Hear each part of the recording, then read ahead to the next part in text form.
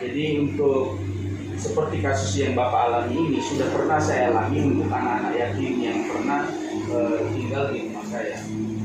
Jadi saya bagi pengalaman. Mengurus data kependudukan, Pak, butuh waktu. Butuh waktu, butuh tenaga, butuh pikiran. Dan hati. Kenapa? Karena kita mengurus orang lain, bukan diri kita. Itu dulu yang pertama. Karena kita ini melayani dalam bentuk sosial, memang pekerjaan ini, Pak, selain kita dapat upah di bumi, ada juga upah di surga. Amin. Nah,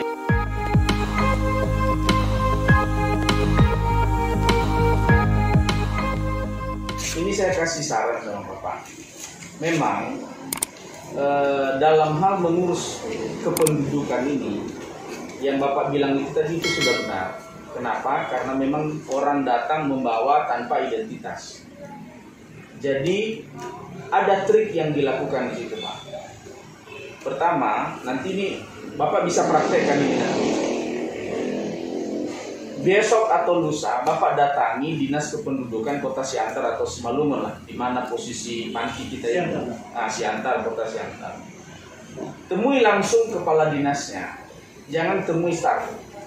Kalau boleh ada surat nanti dari KPT. Pertama, Bapak nanti minta formulir. Formulir apa? Formulir pindah penduduk secara online. Nah, anggota dari panti asuhan Bapak ini kan sekarang sudah ada nama mereka kan, Pak? Sudah. Itu dicek secara online data mereka. Itu bisa. Nanti ada formulirnya. Nanti saya bisa kasih sama Pak Kepala UPT. Formulirnya sama. Kita bisa mencabut atau Dinas Kependudukan Kota Siantar bisa mencabut secara online data penghuni panti kita ini tanpa mendatangi Dinas Kependudukan asal mereka. Tinggal isi formulir yang saya kasih nanti itu dan mereka bisa dipindahkan secara online melalui operator. Nah, ini butuh waktu paling tidak, Pak, 1 bulan. Nah, jadi Bapak nanti mondar-mandir ke sana, menghubungi. Nah, harus dibuat kakaknya, Pak, di sini. Siapa contohnya kalau di sini ada keluarga yang tinggal di sini yang sudah ber-KTP atau ber-KK Kota Siantar, mereka dinebengkan semua di situ. Jadi kalau ada 30, semua jadi anggota keluarga yang punya kakak ini dimasukkan. Dipindah online kan data mereka dari asalnya. Nah, bisa, tapi intinya tadi Bapak mau ngasih waktu.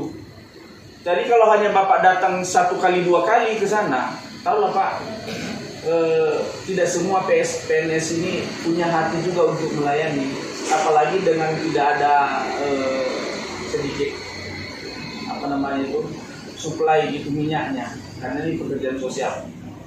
Nah, selain nanti di kantor kalau kami pulang seperti yang disarankan teman-teman saya tadi akan memanggil dinas sosial. Kenapa, Pak? Dinas kependudukan ini walaupun ada Dinas Kependudukan Sosial Provinsi, itu tidak berhubungan langsung dia dengan Kepala Dinas Kependudukan Kabupaten Kota. Dia tidak bisa memerintah langsung. Ini persoalan kita. Jadi kewenangan provinsi dan kabupaten kota ini, khususnya Dinas Kependudukan, ini putus-putus dia nggak bisa perintah. Nah, jadi pekerjaan kami nanti, Pak, kalau seandainya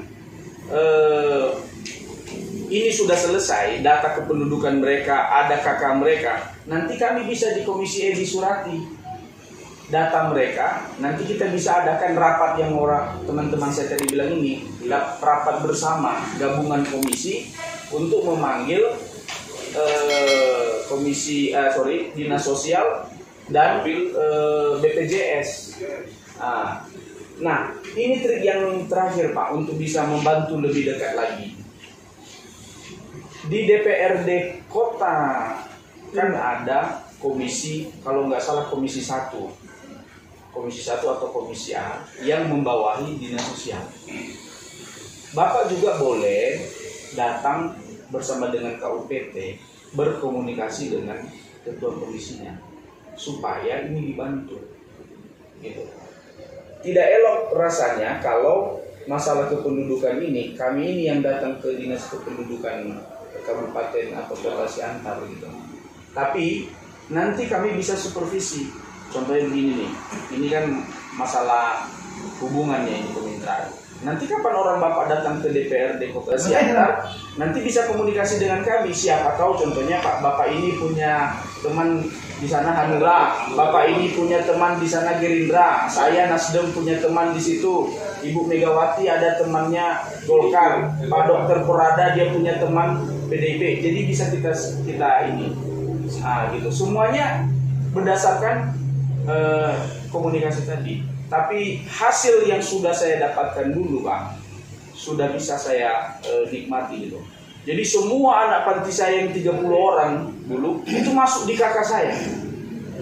Jadi saya cabut secara online data kependudukan mereka, tidak lagi melalui administrasi formal seperti yang dilakukan selama ini, dan itu dimungkinkan menurut aturan kependudukan.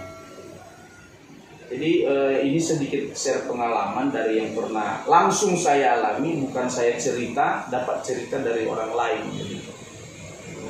Itu Pak Ketua. Lantas itu benar-benar dipegang juga sesuai undang-undang amanat kita. Jadi mohonlah Bapak itu sekalian. Cuma itulah yang bisa. Kami kalau di bawah ini apa yang bisa kami perbuat? Bapak udah berapa lama di sini? Baru setahun. Dulu Pak kepala seksi di Jadi kendalanya berapa orang penghuninya di sini Pak? 29 orang. Kendalanya Pak, orang catatan sipil pematang Siantar dia minta nih nomor induk KTP.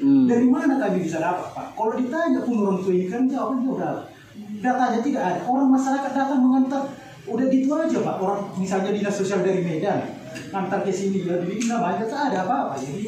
Jadi tadi tujuannya untuk mendapatkan BPJS kesehatan ya Pak ya, untuk panti asuhan yang ada di sini gitu. Iya.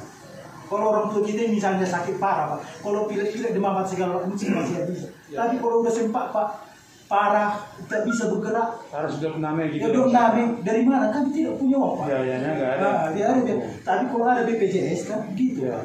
Jadi apa yang sudah dilakukan Pak terkait dengan Kami sudah menghubungi Pak. Catatan pertama Pak kami datang ke BPJS. Oke Pak, tapi dia harus punya nik katanya. Uruslah dulu KTP-nya katanya. Kami urus, pergi kami ke catatan sipil Kota Pematang Siantar. Ya.